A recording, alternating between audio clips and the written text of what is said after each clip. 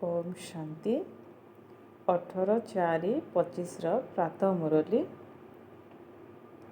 ବାବା ଆଜି କହିଛନ୍ତି, ମିଠେ ବଚ୍ଚେ ନିଜ ଉପରେ ନିଜେ ଦୟା କର। ବାବା ଯେଉଁ ମତ ଦେଉଛନ୍ତି ତା ଅନୁସାରେ ଚାଲ, ତେବେ ଅପାର ଖୁସିର ଅନୁଭବ ହେବ ଏବଂ ମାୟାର ଅଭିଶାପ ଠାରୁ ବଞ୍ଚିଯିବ। ମିଠେ ବଚ୍ଚେ ନିଜ ଉପରେ ନିଜେ ଦୟା କର। ବାବା ଯେଉଁ ମତ ଦେଉଛନ୍ତି ତା ଅନୁସାରେ ଚାଲ, ତେବେ ଅପାର ଖୁସିର ଅନୁଭବ ହେବ ଏବଂ ମାୟାର ଅଭିଶାପ ଠାରୁ ବଞ୍ଚିଯିବ। ଆଜିର ପ୍ରଶ୍ନ, ମାୟାର ଅଭିଶାପ କାହିଁକି ପଡ଼ୁଛି? ଅଭିଶପ୍ତ ଆତ୍ମାର ଗତି କ'ଣ ହେବ? ମାୟାର ଅଭିଶାପ କାହିଁକି ପଡ଼ୁଛି? ଅଭିଶପ୍ତ ଆତ୍ମାର ଗତି କ'ଣ ହେବ? ଉତ୍ତର, ବାବା ଏବଂ ପାଠପଢ଼ାର ଅର୍ଥାତ୍ ଜ୍ଞାନରତ୍ନର ନିରାଦର କରିବା ଦ୍ୱାରା ଏବଂ ନିଜ ମତରେ ଚାଲିବା ଦ୍ୱାରା ମାୟାର ଅଭିଶାପ ପଡ଼ିଯାଇଥାଏ। 2 ନମ୍ବର, ଯଦି ଆସୁରୀ ଚାଲିଚଳନ ରହିଛି, ଦୈବୀ ଗୁଣ ଧାରଣ ହେଉନାହିଁ, ତେବେ ନିଜ ପ୍ରତି ନିଷ୍ଠୁରତା କରୁଛନ୍ତି, ବୁଦ୍ଧିରେ ତାଲା ପଡ଼ିଯାଉଛି। ଏହିଭଳି ପିଲାମାନେ ବାବାଙ୍କ ହୃଦୟରେ ସ୍ଥାନ ପାଇପାରିବେ ନାହିଁ। ଓମ୍ ଶାନ୍ତି। ଆତ୍ମିକ ସନ୍ତାନମାନଙ୍କର ଏବେ ନିଶ୍ଚୟ ହେଉଛି ଯେ ଆମକୁ ଆତ୍ମ ଅଭିମାନୀ ହୋଇ ବାବାଙ୍କୁ ମନେ ପକାଇବାକୁ ହେବ। ମାୟାରୂପୀ ରାବଣ ଏବେ ଶ୍ରାପିତ ଦୁଃଖୀ କରିଦେଉଛି। ଅଭିଶାପ ଶବ୍ଦ ହିଁ ଦୁଃଖର ଶବ୍ଦ ଅଟେ ଏବଂ ବର୍ଷା ଶବ୍ଦ ସୁଖର ଅଟେ। ଯେଉଁ ସନ୍ତାନମାନେ ବିଶ୍ୱସ୍ତ ଆଜ୍ଞାକାରୀ ଅଟନ୍ତି, ସେମାନେ ଏ କଥା ଭଲ ଭାବେ ଜାଣିଛନ୍ତି। ଯେଉଁମାନେ ଆଜ୍ଞାକାରୀ ନୁହନ୍ତି, ସେମାନେ ସନ୍ତାନ ହିଁ ନୁହନ୍ତି। ସେମାନେ ନିଜକୁ ଯାହା ଭାବୁଥାନ୍ତି, କିନ୍ତୁ ବାବାଙ୍କ ହୃଦୟରେ ବସିପାରିବେ ନାହିଁ, ବର୍ଷା ପାଇପାରିବେ ନାହିଁ। ଯେଉଁମାନେ ମାୟାର କଥାରେ ଚାଲୁଛନ୍ତି, ବାବାଙ୍କୁ ମନେ ପକାଉନାହାନ୍ତି, ସେମାନେ କାହାକୁ ଜ୍ଞାନ ବୁଝାଇ ପାରିବେ ନାହିଁ, ଅର୍ଥାତ୍ ନିଜକୁ ନିଜେ ଶ୍ରାପିତ କରୁଛନ୍ତି। ପିଲାମାନେ ଜାଣିଛନ୍ତି ମାୟା ବହୁତ ଶକ୍ତିଶାଳୀ। ଯଦି ବେହଦ୍ ବାବାଙ୍କର କଥା ମାନୁନାହାନ୍ତି, ତେବେ ନିଶ୍ଚିତ ମାୟାର କଥାରେ ଚାଲୁଛନ୍ତି, ମାୟାର ବଶବର୍ତ୍ତୀ ହୋଇଯାଉଛନ୍ତି। କଥାରେ ରହିଛି ନା, ପ୍ରଭୁ କି ସିର ମାଥେ। ତେଣୁ ବାବା କହୁଛନ୍ତି, ପିଲାମାନେ ପୁରୁଷାର୍ଥ କରି ବାବାଙ୍କୁ ମନେ ପକାଅ, ତେବେ ମାୟାର କୋଳରୁ ବାହାରି ପ୍ରଭୁଙ୍କର କୋଳକୁ ଆସିଯିବ। ବାବା ବୁଦ୍ଧିମାନମାନଙ୍କ ଠାରୁ ମଧ୍ୟ ଶ୍ରେଷ୍ଠ ବୁଦ୍ଧିମାନ ଅଟନ୍ତି। ବାବାଙ୍କର କଥା ନ ମାନିଲେ ବୁଦ୍ଧିରେ ତାଲା ଲାଗିଯିବ ଏବଂ ସେହି ବୁଦ୍ଧିର ତାଲାକୁ ଏକମାତ୍ର ବାବା ହିଁ ଖୋଲିପାରିବେ। ଶ୍ରୀମତରେ ଚାଲୁନଥିବା ପିଲାମାନଙ୍କର ଅବସ୍ଥା କ'ଣ ହେବ? ମାୟାର ମତରେ ଚାଲୁଥିବା ପିଲାମାନେ କିଛି ହେଲେ ପଦ ପାଇପାରିବେ ନାହିଁ। ଶୁଣୁଛନ୍ତି କିନ୍ତୁ ଧାରଣା କରିପାରିବେ ନାହିଁ, ନା ଅନ୍ୟକୁ କରାଇ ପାରିବେ। ତେବେ ସେମାନଙ୍କର ଅବସ୍ଥା କ'ଣ ହେବ? ବାବା ଦୀନବନ୍ଧୁ ଅଟନ୍ତି। ମନୁଷ୍ୟ ଗରିବମାନଙ୍କୁ ଦାନ କରିଥାନ୍ତି। ସେହିପରି ବାବା ମଧ୍ୟ ଆସି କେତେ ବଡ଼ ବେହଦ୍ର ଦାନ କରୁଛନ୍ତି। ଯଦି ଶ୍ରୀମତରେ ନ ଚାଲିବ, ତେବେ ଏକଦମ ବୁଦ୍ଧିକୁ ତାଲା ଲାଗିଯିବ। ପୁଣି କ'ଣ ପ୍ରାପ୍ତି କରିବ? ଶ୍ରୀମତରେ ଚାଲିଲେ ହିଁ ବାବାଙ୍କର ସନ୍ତାନ ହୋଇପାରିବ। ବାବା ହେଉଛନ୍ତି ଦୟାର ସାଗର। ଜାଣିଛନ୍ତି ବାହାରକୁ ଗଲେ ମାୟା ଏକଦମ ଶେଷ କରିଦେବ। କେହି ଯଦି ଆତ୍ମହତ୍ୟା କରୁଛନ୍ତି, ତେବେ ନିଜର ହିଁ ସତ୍ୟାନାଶ କରୁଛନ୍ତି। ତେଣୁ ବାବା ବୁଝାଉଛନ୍ତି, ପିଲାମାନେ ନିଜ ଉପରେ ଦୟା କର, ଶ୍ରୀମତରେ ଚାଲ, ନିଜ ମତରେ ଚାଲ ନାହିଁ। ଶ୍ରୀମତରେ ଚାଲିଲେ ଖୁସିର ନିଶା ଚଢ଼ିବ। ଲକ୍ଷ୍ମୀ ନାରାୟଣଙ୍କର ଚେହେରାକୁ ଦେଖ, କେତେ ଖୁସିମୟ ଅଟେ। ତେଣୁ ଭଲ ଭାବରେ ପୁରୁଷାର୍ଥ କରି ଏହିପରି ଉଚ୍ଚପଦ ପାଇବା ଉଚିତ ନା। ବାବା ଯେଉଁ ଅବିନାଶୀ ଜ୍ଞାନରତ୍ନ ଦେଉଛନ୍ତି, ତାର ନିରାଦର କରିବା ଉଚିତ ନୁହେଁ। ଜ୍ଞାନରତ୍ନରେ ନିଜର ବୁଦ୍ଧିରୂପୀ ଝୁଲା ଭରିବା ଦରକାର। ସମସ୍ତେ ଶୁଣୁଛନ୍ତି କିନ୍ତୁ ଝୁଲା ଭରୁନାହାନ୍ତି, କାହିଁକି ନା ବାବାଙ୍କୁ ମନେ ପକାଉନାହାନ୍ତି। କାରଣ ଆସୁରୀ ଚଳଣି ଚାଲୁଛନ୍ତି। ବାବା ବାରମ୍ବାର ବୁଝାଉଛନ୍ତି, ନିଜ ଉପରେ ଦୟା କର, ଦୈବୀ ଗୁଣ ଧାରଣ କର। ତାହା ହେଉଛି ଆସୁରୀ ସମ୍ପ୍ରଦାୟ। ତାହାକୁ ବାବା ଆସି ପରିସ୍ଥାନ କରାଉଛନ୍ତି। ସ୍ୱର୍ଗକୁ ପରିସ୍ଥାନ କୁହାଯାଏ। ମନୁଷ୍ୟ କେତେ ଧକ୍କା ଖାଇ ଚାଲିଛନ୍ତି। ସନ୍ନ୍ୟାସୀମାନଙ୍କ ପାଖକୁ ଯାଉଛନ୍ତି, ଭାବୁଛନ୍ତି ମନକୁ ଶାନ୍ତି ମିଳିବ। ବାସ୍ତବରେ ଏହି ଶବ୍ଦ ହିଁ ଭୁଲ ଅଟେ। ଏହାର କୌଣସି ଅର୍ଥ ନାହିଁ। ଶାନ୍ତି ତ ଆତ୍ମାକୁ ମିଳିବା ଦରକାର ନା। ଆତ୍ମା ସ୍ୱୟଂ ଶାନ୍ତ ସ୍ୱରୂପ ଅଟେ। ଏପରି ମଧ୍ୟ କହୁନାହାନ୍ତି ଯେ ଆତ୍ମାକୁ କିପରି ଶାନ୍ତି ମିଳିବ। କହୁଛନ୍ତି ମନକୁ ଶାନ୍ତି କିପରି ମିଳିବ। କିନ୍ତୁ ମନ, ବୁଦ୍ଧି, ଆତ୍ମା କ'ଣ ଏକଥା କିଛି ହେଲେ ଜାଣିନାହାନ୍ତି। ଯାହା କିଛି କହୁଛନ୍ତି ଅଥବା କରୁଛନ୍ତି ସବୁ ହେଉଛି ଭକ୍ତି ମାର୍ଗ। ଭକ୍ତି ମାର୍ଗବାଲା ସିଡ଼ିରେ ତଳକୁ ଓହ୍ଲାଇ ଓହ୍ଲାଇ ତମ ପ୍ରଧାନ ହୋଇଯାଉଛନ୍ତି। ଯଦିଓ କାହାର ବହୁତ ଧନ ସମ୍ପତ୍ତି ଆଦି ଅଛି, କିନ୍ତୁ ସେମାନେ ମଧ୍ୟ ରାବଣ ରାଜ୍ୟରେ ତ ଅଛନ୍ତି ନା। ତୁମେମାନଙ୍କୁ ଚିତ୍ର ଉପରେ ବୁଝାଇବା ନିମନ୍ତେ ବହୁତ ଭଲ ଭାବରେ ଅଭ୍ୟାସ କରିବା ଉଚିତ। ବାବା ସମସ୍ତ ସେଣ୍ଟରର ସନ୍ତାନମାନଙ୍କୁ ବୁଝାଉଛନ୍ତି, ସମସ୍ତେ କ୍ରମାନ୍ୱୟରେ ଅଛନ୍ତି ନା। କେତେକ ସନ୍ତାନ ରାଜପଦ ପାଇବା ପାଇଁ ପୁରୁଷାର୍ଥ କରୁନାହାନ୍ତି, ତେଣୁ ପ୍ରଜାରେ ଯାଇ କ'ଣ ହେବେ? ସେବା କରୁନାହାନ୍ତି। ନିଜ ଉପରେ ଦୟା ଆସୁନାହିଁ ଯେ ଆମେ କ'ଣ ହେବୁ। ତେବେ ଜଣାପଡ଼ିଯାଉଛି ଯେ ଡ୍ରାମାରେ ଏହାଙ୍କର ଏତିକି ହିଁ ପାର୍ଟ ରହିଛି। ନିଜର କଲ୍ୟାଣ କରିବା ପାଇଁ ଜ୍ଞାନ ସହିତ ଯୋଗବଳ ମଧ୍ୟ ଆବଶ୍ୟକ। ଯୋଗଯୁକ୍ତ ହୋଇ ନ ରହିଲେ କିଛି ହେଲେ କଲ୍ୟାଣ ହେବ ନାହିଁ। ଯୋଗବଳ ବ୍ୟତୀତ ପବିତ୍ର ହୋଇପାରିବ ନାହିଁ। ଜ୍ଞାନ ତ ବହୁତ ସହଜ, କିନ୍ତୁ ନିଜର କଲ୍ୟାଣ ମଧ୍ୟ କରିବାକୁ ହେବ। ଯୋଗରେ ରହିଲେ କିଛି କଲ୍ୟାଣ ହେବ ନାହିଁ। ଯୋଗ ବିନା ପବିତ୍ର କିପରି ହେବ? ଜ୍ଞାନ ଅଲଗା ଜିନିଷ ଏବଂ ଯୋଗ ଅଲଗା ଜିନିଷ। ଯୋଗରେ ବହୁତ ଦୁର୍ବଳ ଅଛନ୍ତି।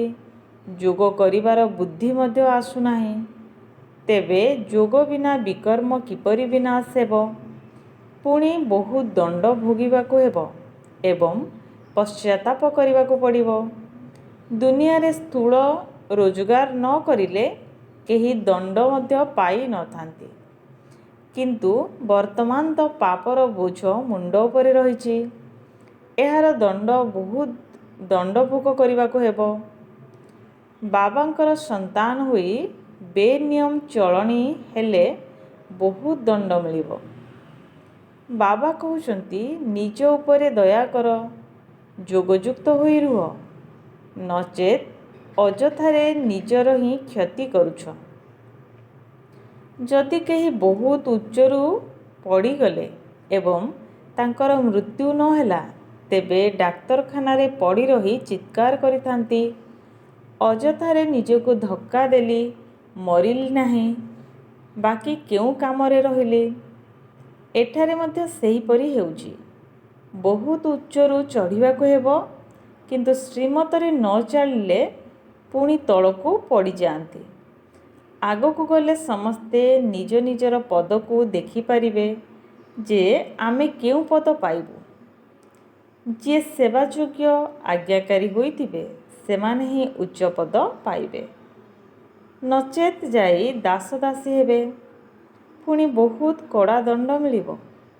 ସେ ସମୟରେ ଉଭୟ ବାବା ଏବଂ ଦାଦା ଯେପରି ଧର୍ମରାଜ ରୂପରେ ଥିବେ। କିନ୍ତୁ ପିଲାମାନେ ସେ କଥା ବୁଝିପାରୁନାହାନ୍ତି, ଭୁଲ କରି ଚାଲିଛନ୍ତି।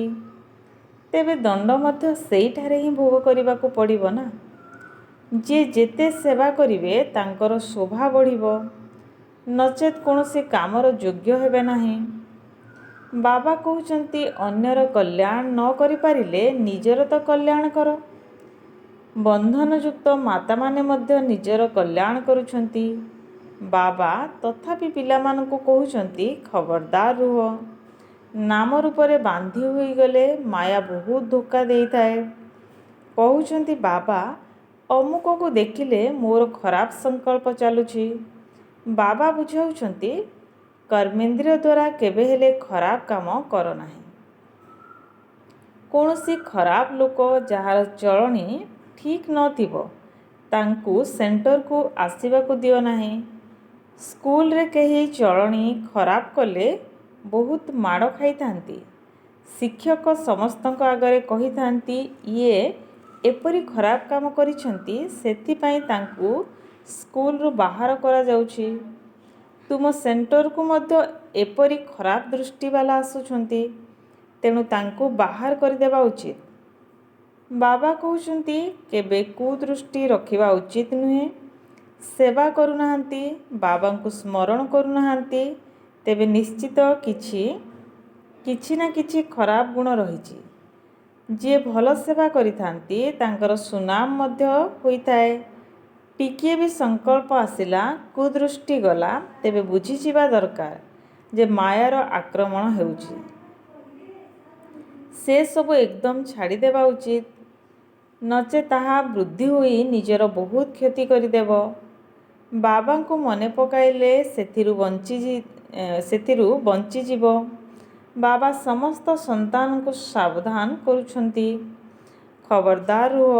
କେବେ ବି ନିଜ କୁଳର ନାମ ବଦନାମ କର ନାହିଁ। କେହି ଗନ୍ଧର୍ବ ବିବାହ କରି ଏକତ୍ର ରହି କେତେ ସୁନାମ ଅର୍ଜନ କରୁଛନ୍ତି। କେହି ପୁଣି ବିକାରଗ୍ରସ୍ତ ହୋଇଯାଉଛନ୍ତି। ଏଠାକୁ ତୁମେ ଆସିଛ ନିଜର ସଦ୍ଗତି କରିବା ପାଇଁ, ଖରାପ ଗତି କରିବା ପାଇଁ ନୁହେଁ। ସବୁଠାରୁ ଖରାପ ହେଉଛି କାମବିକାର, ପୁଣି କ୍ରୋଧ। ଆସୁଛନ୍ତି ବାବାଙ୍କଠାରୁ ବର୍ଷା ନେବା ପାଇଁ, କିନ୍ତୁ ମାୟା ଆକ୍ରମଣ କରି ଅଭିଶାପ ଦେଇଦେଉଛି। ତେଣୁ ଏକଦମ ପତିତ ହୋଇଯାଉଛନ୍ତି, ଅର୍ଥାତ୍ ନିଜକୁ ଶ୍ରାପିତ କରିଦେଉଛନ୍ତି। ତେଣୁ ବାବା ବୁଝାଉଛନ୍ତି, ବହୁତ ଯତ୍ନବାନ ହୋଇ ରହିବାକୁ ହେବ। ଏପରି କେହି ଆସିଲେ ତାଙ୍କୁ ବିଦା କରିଦେବା ଉଚିତ। ଦୃଷ୍ଟାନ୍ତ ମଧ୍ୟ ଅଛି, ଅମୃତ ପିଇବାକୁ ଆସିଲେ ପୁଣି ବାହାରକୁ ଯାଇ ଅସୁର ହୋଇ ଖରାପ କାମ କଲେ ସେମାନେ ପୁଣି ଏହି ଜ୍ଞାନ ଶୁଣାଇ ପାରିବେ ନାହିଁ। ବୁଦ୍ଧିର ତାଲା ବନ୍ଦ ହୋଇଯିବ। ବାବା କହୁଛନ୍ତି, ସେବାରେ ତତ୍ପର ରହିବା ଦରକାର। ବାବାଙ୍କ ସ୍ମୃତିରେ ରହି ରହି ଶେଷରେ ଘରକୁ ଚାଲିଯିବ। ଗୀତ ମଧ୍ୟ ଅଛି, ରାତ କେ ରାହି ଥକ ମତ ଜାନା। ଆତ୍ମାକୁ ଏବେ ଘରକୁ ଯିବାକୁ ହେବ। ଆତ୍ମା ହିଁ ଯାତ୍ରୀ ଅଟେ। ବାବା ଆତ୍ମାମାନଙ୍କୁ ପ୍ରତିଦିନ ବୁଝାଉଛନ୍ତି ଯେ ଏବେ ତୁମେ ଶାନ୍ତିଧାମ ଯିବାର ଯାତ୍ରୀ ଅଟ। ତେଣୁ ଏବେ ବାବା, ଘର ଏବଂ ବର୍ଷାକୁ ମନେ ପକାଅ। ନିଜକୁ ଦେଖ, କେଉଁଠି ମାୟା ଧୋକା ଦେଉନାହିଁ ତ? ମୁଁ ନିଜର ପିତାଙ୍କୁ ସ୍ମରଣ କରୁଛି ତ? ଉଚ୍ଚରୁ ଉଚ୍ଚ ବାବାଙ୍କ ଆଡ଼କୁ ହିଁ ଦୃଷ୍ଟି ରହୁ। ଏହା ହିଁ ହେଉଛି ବହୁତ ଉଚ୍ଚ ପୁରୁଷାର୍ଥ। ବାବା କହୁଛନ୍ତି, ପିଲାମାନେ କୁଦୃଷ୍ଟି ଛାଡ଼ିଦିଅ। ଦେହ ଅଭିମାନ ଅର୍ଥାତ୍ କୁଦୃଷ୍ଟି, ଦେହୀ ଅଭିମାନୀ ଅର୍ଥାତ୍ ପବିତ୍ର ଦୃଷ୍ଟି। ତେଣୁ ପିଲାମାନଙ୍କର ଦୃଷ୍ଟି ବାବାଙ୍କ ଆଡ଼କୁ ରହିବା ଦରକାର। ବର୍ଷା ଅର୍ଥାତ୍ ସମ୍ପତ୍ତି ବହୁତ ଉଚ୍ଚ, ବିଶ୍ୱର ବାଦଶାହୀ କ'ଣ କମ୍ କଥା? ସ୍ୱପ୍ନରେ ମଧ୍ୟ କାହାର ଏ କଥା ନଥିବ ଯେ ପାଠପଢ଼ା ଏବଂ ଯୋଗ ଦ୍ୱାରା ବିଶ୍ୱର ବାଦଶାହୀ ମିଳିପାରିବ। ତେବେ ପାଠ ଭଲ ଭାବରେ ପଢ଼ି ଉଚ୍ଚପଦ ପାଇଲେ ବାବା ମଧ୍ୟ ଖୁସି ହେବେ। ଶିକ୍ଷକ ଏବଂ ସଦ୍ଗୁରୁ ମଧ୍ୟ ଖୁସି ହେବେ। ବାବାଙ୍କୁ ସ୍ମରଣ କରିଲେ ବାବା ମଧ୍ୟ ସ୍ନେହ କରିବେ। ବାବା କହୁଛନ୍ତି, ପିଲାମାନେ ଏହି ଦୁର୍ବଳତା ବାହାର କରିଦିଅ, ନଚେତ୍ ଅଯଥାରେ ନାମ ବଦନାମ କରିଦେବ। ବାବା ବିଶ୍ୱର ମାଲିକ କରାଇବା ପାଇଁ ତୁମମାନଙ୍କର ଭାଗ୍ୟର ତାଲାକୁ ଖୋଲୁଛନ୍ତି। ଭାରତବାସୀ ହିଁ 100% ସୌଭାଗ୍ୟଶାଳୀ ଥିଲେ, ପୁଣି ଏବେ 100% ଦୁର୍ଭାଗ୍ୟଶାଳୀ ହୋଇଯାଇଛନ୍ତି। ପୁଣି ତୁମକୁ ସୌଭାଗ୍ୟଶାଳୀ କରିବା ପାଇଁ ବାବା ପାଠ ପଢ଼ାଉଛନ୍ତି। ବାବା ବୁଝାଉଛନ୍ତି ଯେଉଁ ବଡ଼ ବଡ଼ ଧର୍ମାତ୍ମାମାନେ ସବୁ ରହିଛନ୍ତି ସେମାନେ ମଧ୍ୟ ତୁମ ପାଖକୁ ଆସିବେ, ଯୋଗ ଶିଖିବେ। ମ୍ୟୁଜିୟମକୁ ଯେଉଁ ଟୁରିଷ୍ଟ ବା ଯାତ୍ରୀମାନେ ଆସୁଛନ୍ତି ତାଙ୍କୁ ମଧ୍ୟ ତୁମେ ବୁଝାଇ ପାରିବ ଏବେ ସ୍ୱର୍ଗର ଦ୍ୱାର ଖୋଲିବାର ଅଛି।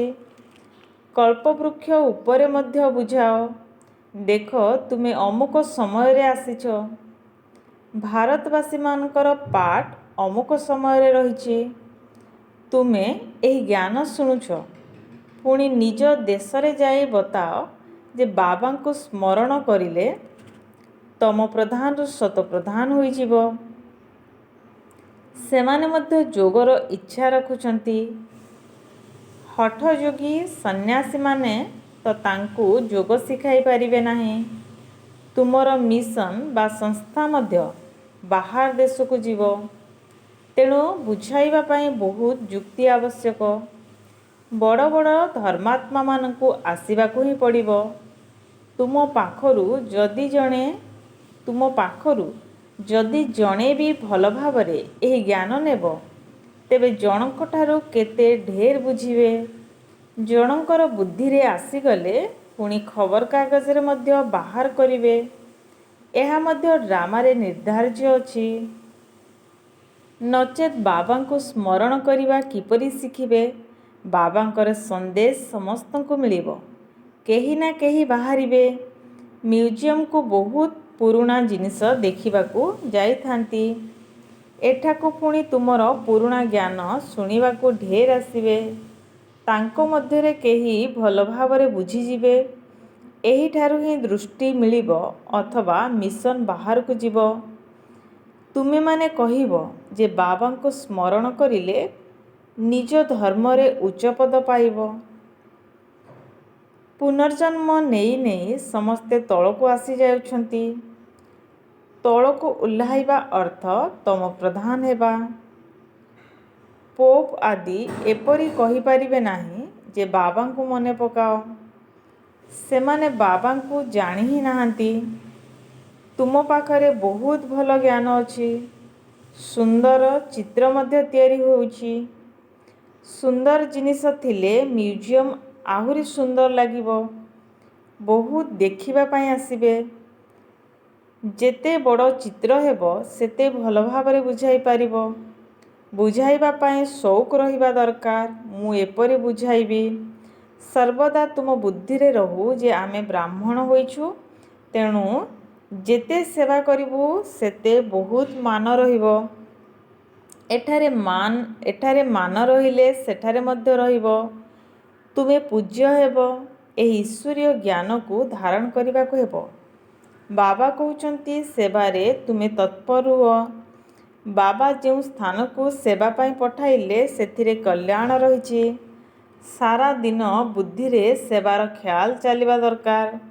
ବିଦେଶୀମାନଙ୍କୁ ମଧ୍ୟ ବାବାଙ୍କର ପରିଚୟ ଦେବାକୁ ହେବ। ସବୁଠାରୁ ପ୍ରିୟ ବାବାଙ୍କୁ ମନେ ପକାଅ। କୌଣସି ଦେହଧାରୀକୁ ଗୁରୁ କର ନାହିଁ। ସମସ୍ତଙ୍କର ସଦ୍ଗତି ଦାତା ଏକମାତ୍ର ବାବା ଅଟନ୍ତି। ଏବେ ହୋଲସେଲ ମୃତ୍ୟୁ ସମ୍ମୁଖରେ ଉପସ୍ଥିତ। ହୋଲସେଲ ଏବଂ ରିଟେଲ ବ୍ୟାପାର ହୋଇଥାଏ ନା। ବାବା ହେଉଛନ୍ତି ହୋଲସେଲ। ବର୍ଷା ମଧ୍ୟ ହୋଲସେଲରେ ଦେଉଛନ୍ତି। 21 ଜନ୍ମ ପାଇଁ ବିଶ୍ୱର ରାଜତ୍ୱ ନିଅ। ମୁଖ୍ୟ ଚିତ୍ର ହେଉଛି ତ୍ରିମୂର୍ତ୍ତି, ଗୋଲା ବା ସୃଷ୍ଟିଚକ୍ର, ବୃକ୍ଷ, ସିଡ଼ି, ବିରାଟ ରୂପର ଚିତ୍ର ଏବଂ ଗୀତାର ଭଗବାନ କିଏ? ଏହି ଚିତ୍ର ଫାଷ୍ଟ କ୍ଲାସ୍ ଅଟେ। ଏଥିରେ ବାବାଙ୍କର ସମ୍ପୂର୍ଣ୍ଣ ମହିମା ରହିଛି। ବାବା ହିଁ କୃଷ୍ଣଙ୍କୁ ଏପରି ଯୋଗ୍ୟ କରୁଛନ୍ତି। ଏହି ବର୍ଷା ଗଡ଼ଫାଦର ବା ଈଶ୍ୱର ପିତା ଦେଉଛନ୍ତି।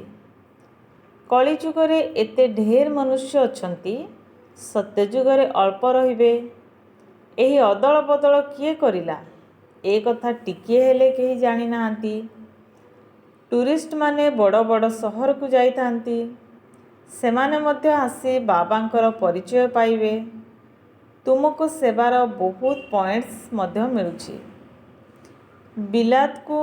ବିଲାତକୁ ମଧ୍ୟ ଯିବାକୁ ହେବ। ଗୋଟିଏ ପଟେ ତୁମେ ବାବାଙ୍କର ପରିଚୟ ଦେଉଥିବ, ଅନ୍ୟପଟେ ଗଣ୍ଡଗୋଳ ଚାଲୁଥିବ। ସତ୍ୟଯୁଗରେ ଅଳ୍ପ ମନୁଷ୍ୟ ରହିବେ, ତେଣୁ ନିଶ୍ଚୟ ବାକି ମନୁଷ୍ୟଙ୍କର ବିନାଶ ହେବ ନା। ବିଶ୍ୱର ଇତିହାସ ଭୂଗୋଳର ପୁନରାବୃତ୍ତି ହେଉଛି। ଯାହା ହୋଇଗଲା ତାହା ପୁଣି ରିପିଟ୍ ହେବ। କିନ୍ତୁ କାହାକୁ ବୁଝାଇବା ପାଇଁ ବୁଦ୍ଧି ଦରକାର। ଆଚ୍ଛା, ମିଠା ମିଠା ଶିକିଲଧେ ସନ୍ତାନମାନଙ୍କ ପ୍ରତି ମାତ୍ ପିତା ବାପ୍ ଦାଦାଙ୍କର ମଧୁର ସ୍ନେହ ସମ୍ପନ୍ନ ଶୁଭେଚ୍ଛା ଏବଂ ସୁପ୍ରଭାତ। ଆତ୍ମିକ ପିତାଙ୍କର ଆତ୍ମିକ ସନ୍ତାନମାନଙ୍କୁ ନମସ୍ତେ। ଆମେ ଆତ୍ମିକ ସନ୍ତାନଙ୍କର ଆତ୍ମିକ ମାତ୍ ପିତା ବାପ୍ ଦାଦାଙ୍କୁ ୟାଦ୍ ପ୍ୟାର ଗୁଡ଼୍ ମର୍ଣ୍ଣିଂ, ନମସ୍ତେ ନମସ୍ତେ ନମସ୍ତେ। ଧାରଣା ପାଇଁ ମୁଖ୍ୟ ସାରାଂଶ। 1 ନମ୍ବର, ସର୍ବଦା ଏକମାତ୍ର ବାବାଙ୍କ ଉପରେ ହିଁ ଦୃଷ୍ଟି ରଖିବାକୁ ହେବ। ଦେହୀ ଅଭିମାନୀ ହେବାର ପୁରୁଷାର୍ଥ କରି ମାୟାର ଧୋକାଠାରୁ ନିଜକୁ ସୁରକ୍ଷିତ ରଖିବାକୁ ହେବ। କେବେ ବି କାହା ପ୍ରତି କୁଦୃଷ୍ଟି ରଖି ନିଜର କୁଳକୁ ବଦନାମ କରିବା ଅନୁଚିତ। 2 ନମ୍ବର, ସଦାସର୍ବଦା ସେବାରେ ତତ୍ପର ରହିବାକୁ ହେବ। ସର୍ଭିସେବୁଲ ଅର୍ଥାତ୍ ଯୋଗ୍ୟ ସେବାଧାରୀ ଏବଂ ଆଜ୍ଞାକାରୀ ହେବାକୁ ପଡ଼ିବ। ନିଜର ଏବଂ ଅନ୍ୟମାନଙ୍କର କଲ୍ୟାଣ କରିବାକୁ ହେବ। କୌଣସି ପ୍ରକାର ଚରିତ୍ରହୀନ କାର୍ଯ୍ୟ କରିବା ଅନୁଚିତ। ଆଜିର ବରଦାନ, ଫୁଲ୍ ଷ୍ଟପ୍ ଅର୍ଥାତ୍ ବିନ୍ଦୁ ଲଗାଇବାର ସ୍ଥିତି ଦ୍ୱାରା ପ୍ରକୃତିର ହଲଚଲକୁ ଷ୍ଟପ୍ କରୁଥିବା ମାଷ୍ଟର ପ୍ରକୃତିପତି ଭବ। ଫୁଲ୍ ଷ୍ଟପ୍ ଅର୍ଥାତ୍ ବିନ୍ଦୁ ଲଗାଇବାର ସ୍ଥିତି ଦ୍ୱାରା ପ୍ରକୃତିର ହଲଚଲକୁ ଷ୍ଟପ୍ କରୁଥିବା ମାଷ୍ଟର ପ୍ରକୃତିପତି ଭବ। ବର୍ତ୍ତମାନର ସମୟ ହଲଚଲ କରିବାର ସମୟ ଅଟେ। ଫାଇନାଲ ପରୀକ୍ଷା ସମୟରେ ଗୋଟିଏ ପଟେ ପ୍ରକୃତିର ଏବଂ ଅନ୍ୟପଟେ 5 ବିକାରର ବିକରାଳ ରୂପ ଦେଖାଯାଉଥିବ। ତମୋଗୁଣୀ ଆତ୍ମାମାନଙ୍କର ଆକ୍ରମଣ ସହିତ ପୁରୁଣା ସ୍ୱଭାବ ସଂସ୍କାର ମଧ୍ୟ ଶେଷ ସମୟରେ ପରୀକ୍ଷା ନେବେ। ଏହିଭଳି ସମୟରେ ଏକତ୍ରୀକରଣର ଶକ୍ତି ଦ୍ୱାରା ଏବେ ଏବେ ସାକାରୀ, ଏବେ ଏବେ ଆକାରୀ ଏବଂ ଏବେ ଏବେ ନିରାକାରୀ ସ୍ଥିତିରେ ସ୍ଥିତ ହେବାର ଅଭ୍ୟାସ ଥିବା ଦରକାର। ଦେଖୁଥିଲେ ମଧ୍ୟ ଦେଖ ନାହିଁ, ଶୁଣୁଥିଲେ ମଧ୍ୟ ଶୁଣ ନାହିଁ। ଯେତେବେଳେ ଏହିଭଳି ଫୁଲଷ୍ଟପ୍ ଲଗାଇବାର ଷ୍ଟେଜରେ ପହଞ୍ଚିଯିବ, ସେତେବେଳେ ପ୍ରକୃତିପତି ହୋଇ ପ୍ରକୃତିର ହଲଚଲକୁ ଷ୍ଟପ୍ ଅର୍ଥାତ୍ ବନ୍ଦ କରିପାରିବ। ସ୍ଲୋଗାନ, ନିର୍ବିଘ୍ନ ରାଜ୍ୟ ଅଧିକାରୀ ହେବା ପାଇଁ ନିର୍ବିଘ୍ନ ସେବାଧାରୀ ହୁଅ। ନିର୍ବିଘ୍ନ ରାଜ୍ୟ ଅଧିକାରୀ ହେବା ପାଇଁ ନିର୍ବିଘ୍ନ ସେବାଧାରୀ ହୁଅ। ଓମ୍ ଶାନ୍ତି।